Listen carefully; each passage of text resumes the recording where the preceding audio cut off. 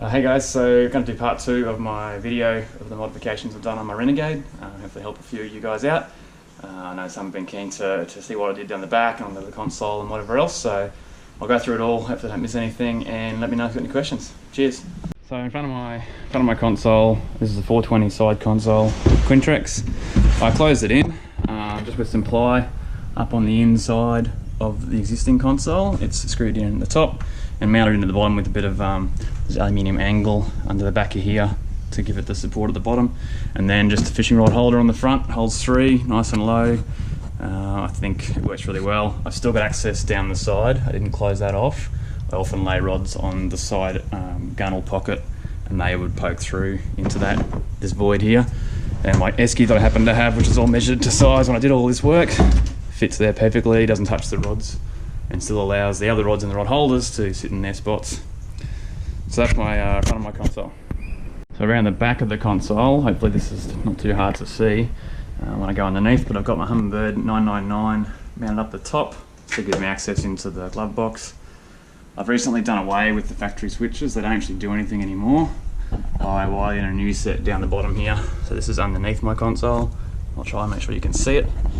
I put a shelf in, basically I built the side in when I enclosed the front of the console. So I've got timber down the sides and a shelf across the top. That shelf's easy removed if you have to get to servicing up underneath the steering column. I've got 6 switches here that do all the usual stuff, plus deck lighting. And then my radio mounted on top, out of the weather a bit. I don't use it that often obviously, but have to have it.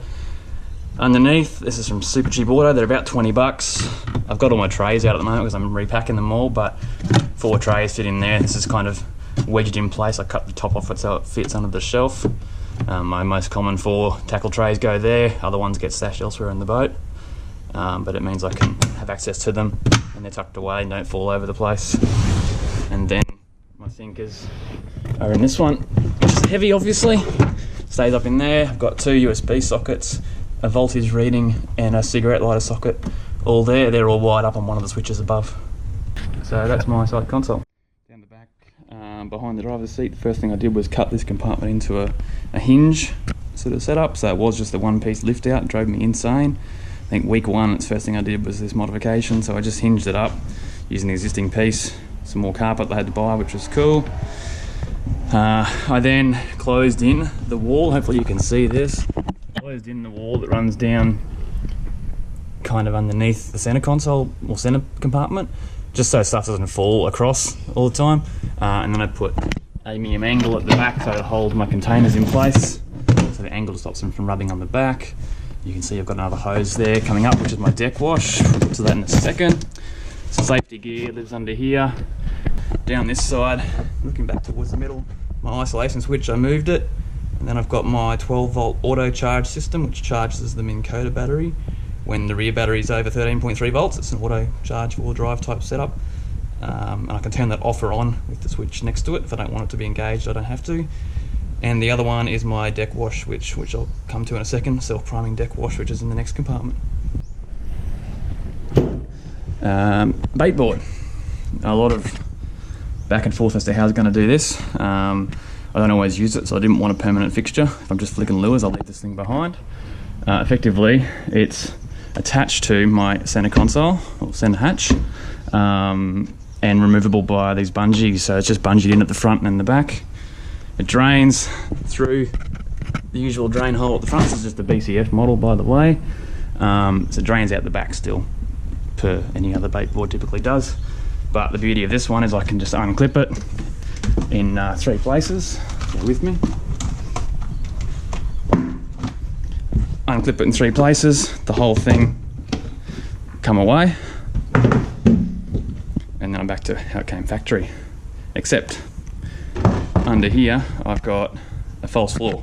I saw all the wasted space above the batteries, thought that's enough, so when I did the side closing in on this side, which you can see the timber there hopefully, I made sure I catered for the extra space. So I've got these drop-in floors that lift out, and the battery's all still there. I've got it on charge at the moment, that's why there's no lid on it per se. The battery cover's behind me, but I don't know if you can make it out, but in the right hand side there is my wash pump, which is separate to the bilge and separate to the bait pump. So a third pump in the mix.